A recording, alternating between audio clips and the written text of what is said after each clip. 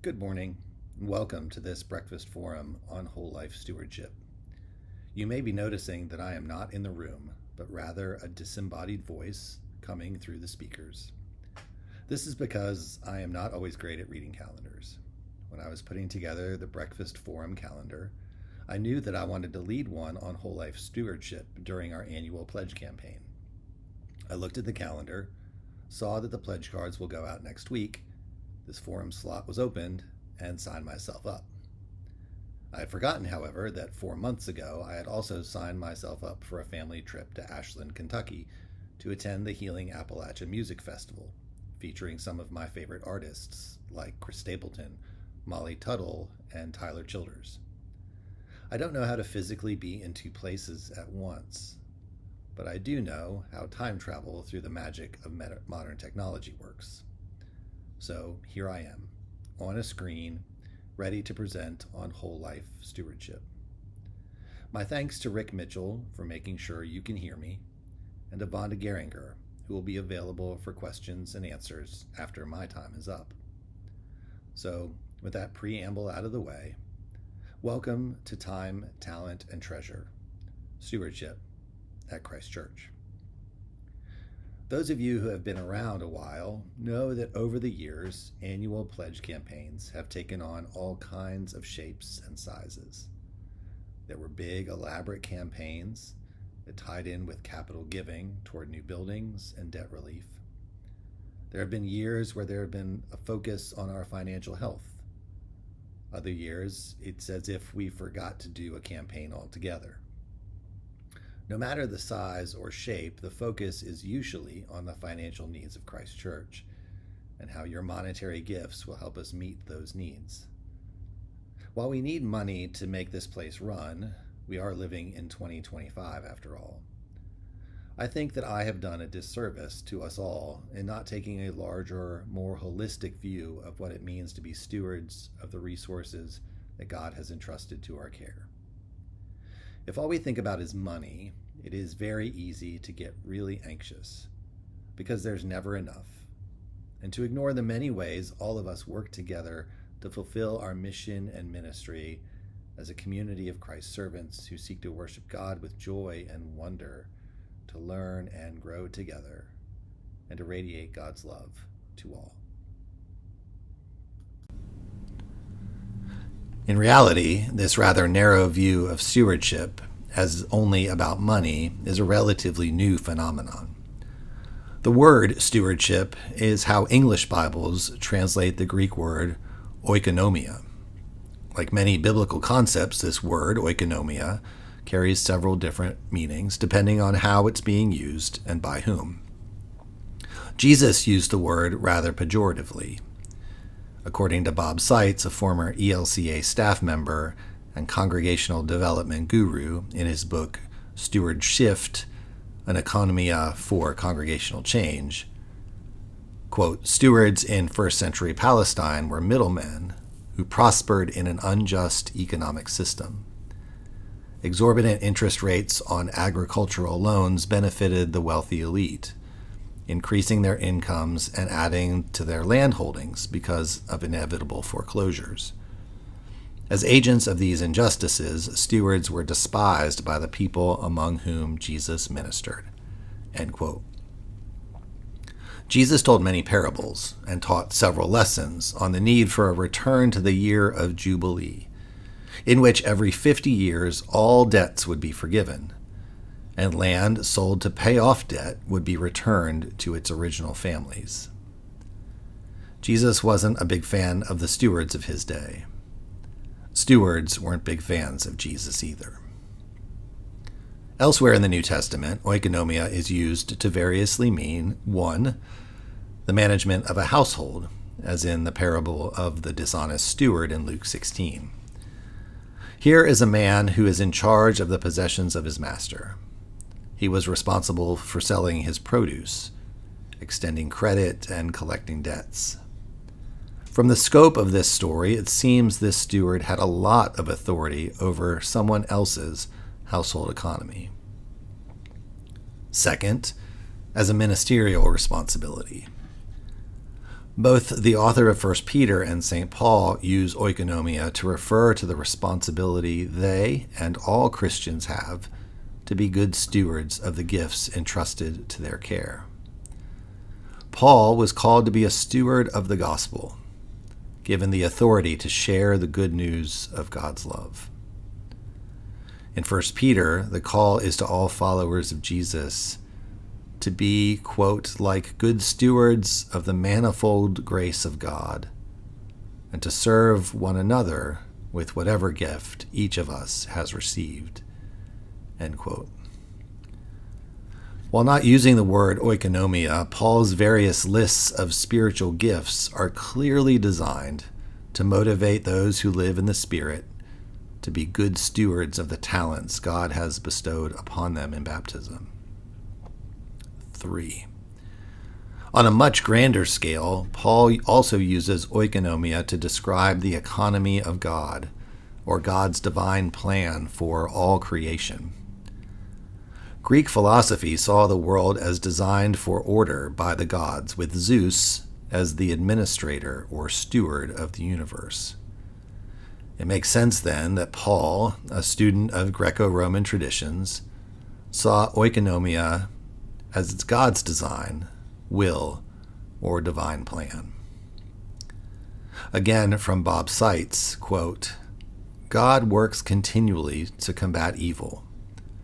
God's intention is to love and forgive unconditionally. God wants people to live peacefully, purposefully, patiently. This greater plan of God wraps the entire cosmos into continuing purposes and possibilities. God's oikonomia, plan, ordering, arrangement, becomes the guiding principle by which God's people could know God and carry out God's will for the world. In this framework, God is considered as owner, but also as administrator of all that exists, end quote. It should be noted that there is no Hebrew equivalent to oikonomia, but it doesn't take too much searching to see the themes throughout the Hebrew Scriptures. In the second creation story in Genesis 2, after God creates Adam and before Eve is in the picture, God sets Adam in the Garden of Eden and gives him the task of caring for it. It is God's creation, but Adam has the authority to steward it, with certain limitations on what fruit he could enjoy. Later, after the sons of Jacob are set forth as the 12 tribes of Israel, and Levi and his children are set apart as priests and could own no land, the rest of Israel was called to stewardship of their resources for the benefit of the Levites. This leads us to the biblical tithe, the thing that we are most familiar with, I believe. The biblical tithe is 1/10 of the livestock and the land's produce to be set aside for God, and by extension the Levites. It was later expanded to the 3 tithes of Hebrew Bible from Leviticus, Numbers, and Deuteronomy. The Levitical tithe is the 1/10 of agricultural produce given to the Levites so that they had food to eat. The feast tithe is a portion that's set aside to be used to travel to Jerusalem to participate in festival events. And then the poor or charity tithe, which was set aside every 3rd year for immigrants, orphans, and widows. These tithes, while commandments from God, were essentially voluntary, or at least based on the honor system. No tithe collector would come to inventory your grain or sheep. In time, however, as the kingdom of Israel grew and the need for supplies expanded, the system became more and more official. Once the Romans took control of Israel and saw that they could use these tithes to line their own coffers, the tithe system was all but replaced by a temple tax, which was required to be paid by all under penalty of law. The law of Rome was not something you wanted to press your luck against. Just ask Jesus or John the Baptist. In the early days of the church, which are recorded for us in Acts 2 and following, we see that the followers of the Way, as it was known back then, were a small sect, looked at with great suspicion by Rome and Israel alike. Not being tied in with the powers that be, they were left to steward the economy of their small group on a voluntary basis. Acts 2:45 describes it thusly: all who believed were together and had all things in common. They would sell their possessions and goods and distribute the proceeds to all as any had need. That was all well and good, and the church remained an underground and persecuted sect for about the first 3 centuries of its existence. Funds were raised as needed to care for the poor, the sick, the widows, and the orphans. But without buildings and professional clergy and lay staff, there weren't that many bills to pay. With the conversion of the Emperor Constantine in about the year 312, Christianity became the privileged religion of the Roman Empire, and it has basically stayed in bed with power and privilege ever since. As the state religion from Rome through the 13 colonies, the church, or at least certain portions of it, have had the opportunity to raise all the funds it could ever need to build massive churches, sprawling abbeys, to support growing infrastructure. Oh yeah, and to occasionally care for the poor, the sick, the widows, and the orphans. You can see here how things have already shifted away from stewardship of God's plan and toward stewardship of funds to pay for the institution. In our own tradition, back in the old Church of England days following the Reformation, in 1598 Parliament passed a law that declared vestries, which were then comprised of all the men in a parish, were responsible to care for the poor. Monasteries had done that work previously, but they were all gone. My church history professor, the Reverend Dr. Bob Pritchard, describes what happens next. Quote, English Christians quickly learned that congregational meetings were not the most efficient means to meet such obligations. They began to elect select vestries, composed of leading men in the parish who provided for the poor between sessions of the congregational meeting. End quote. These responsibilities, as well as building and road maintenance, paying the priest a living, and the occasional judicial proceeding, were all paid via tax collection. The same was true in the English colonies, with the priest living off the glebe land and the other expenses being covered by taxes paid to the colonial government and distributed to the parishes. With the American Revolution and the end of the established church, Episcopalians, Roman Catholics, Baptists, and the like were left to figure out how to raise funds to sustain their sprawling infrastructure that was easily built with tax revenue, but a lot harder to maintain in a voluntary giving model. Still, at least giving lip service to missionary work and the poor, these churches turned to subscriptions, church dinners, even raffles and lotteries. For a while, the most lucrative and sustainable source of income was a voluntary-ish system of pew rentals. At the time, the closer one sat to the pulpit, the higher the economic and social status, which meant the higher the rent. Eventually, some pews were set aside as free, usually in the balcony, the back, or temporary seats in the aisles. These were often paid for by the diocese or a missionary society so that the poor could, actually come to church. The first Episcopal churches to be self-sustaining and fully free-pewed were the Church of the Holy Communion in New York City and the Church of the Advent in Boston. Founded in 1844 and not really on solid footing until the 1860s, Christ Church Bowling Green missed the pew rent craze and was founded as a free church. Much like the three tithes and the Church of the Acts of the Apostles, we've relied on the generosity of our members to build 3 buildings, to support dozens of professional clergy, more than a few lay staff members, and any number of outreach ministries throughout the last 181 years. We, like most American congregations, have seen stewardship as a way to pay the bills.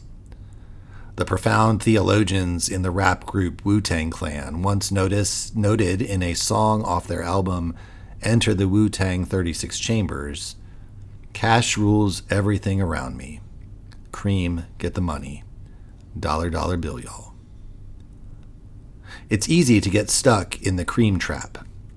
Believe me, as one whose livelihood depends on the generosity of others, I can see the allure of thinking that stewardship, oikonomia in the 21st century American church, is all about money. But the truth of the matter is that stewardship has to be about the plan God has for each of us, for this parish, and for all creation. To sustain the mission and ministry of this parish requires money, yes, but it also requires a whole lot more. It requires that we all give of our time, our talent, and our treasure. Stewardship is, according to the Episcopal Church's website, about being grateful, responsible stewards of the gifts we receive from God. The tradition of giving back to God and to the church comes from the biblical practice of tithing, which means to give back 1/10 of our earnings to God, Numbers 18:26. The Episcopal Church sees stewardship as more than simply contributing money to the church. It's also about contributing time and talents and volunteering for ministry and mission. It's about reaching out to build relationships from the perspective of abundance instead of scarcity, end quote. For most of us, money and time are both scarce resources.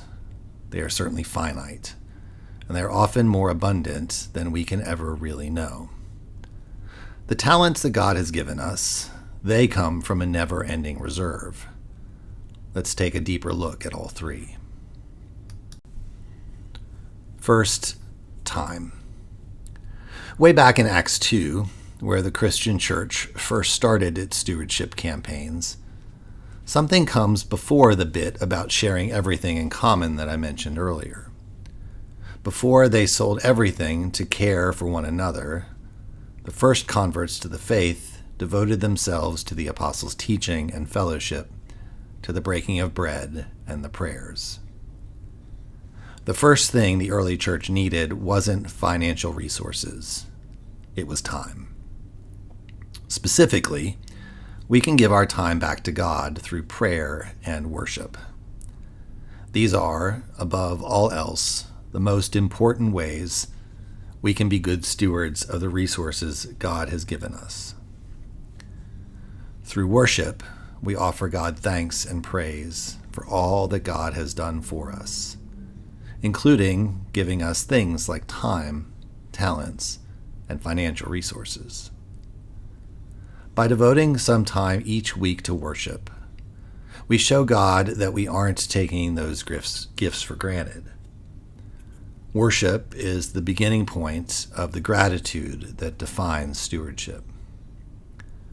Second to worship, prayer is a vital way to give our time back to God. By praying for our parish, its staff and leadership, its mission and ministry, and your fellow parishioners, we give a little bit of our time not just to God, but to each person for whom we are praying. That time in prayer will lift them closer to God and bring them closer to you. I know. I've seen it firsthand.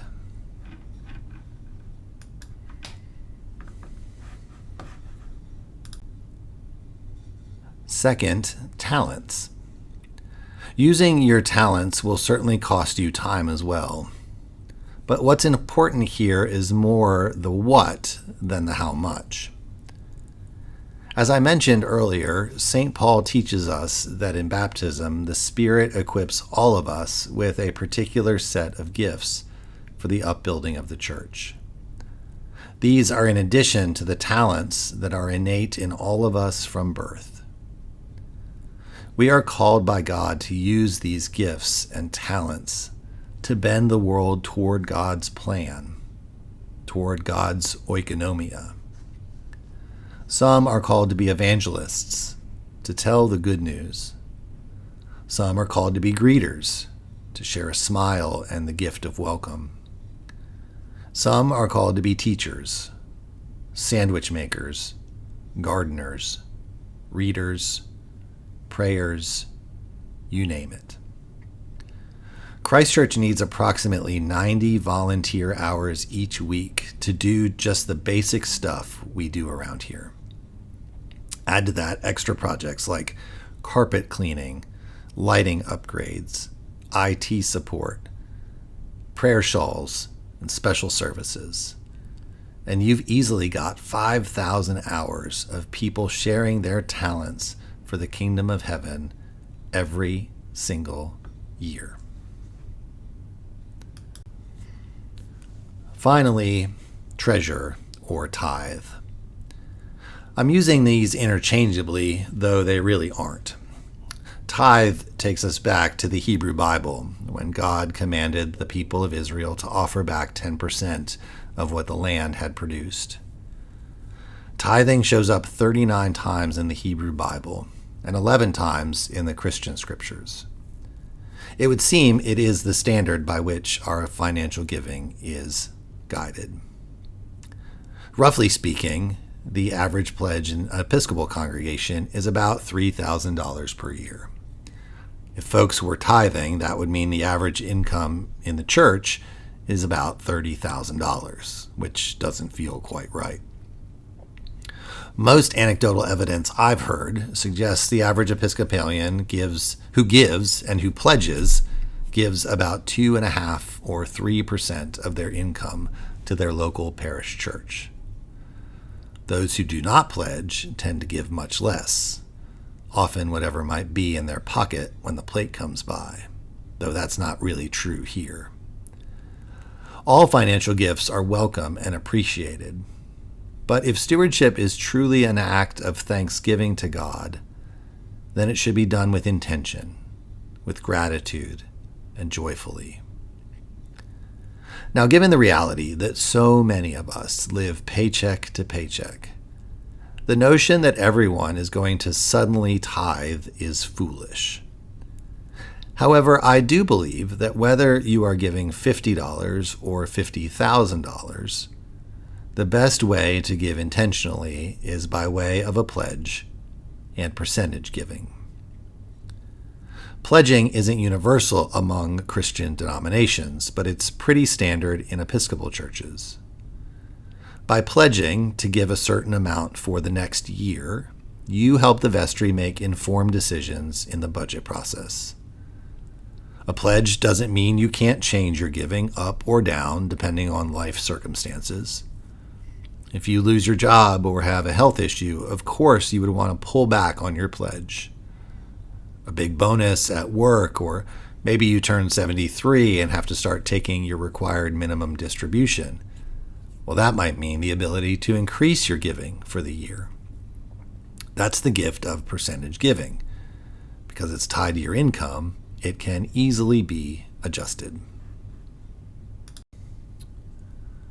Next week, you will receive your pledge card in the mail, and it's going to ask you to pledge of your time, your talent, and your treasure to the mission and ministry of Christ Church. I hope you will prayerfully consider committing to all three. It is only by your help that this parish is able to accomplish so much good for our members, our neighbors, and the world. Now, Vonda is probably over here, or maybe she's over there.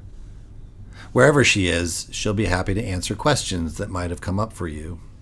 And if she can't, she'll make sure I get them and respond in kind. Thanks for taking time to listen to my disembodied voice. Thanks for joining us for breakfast. Thanks for committing to fellowship and Christian formation. I'm so glad you were here, even if I'm not. Now have an amazing Sunday, and God bless.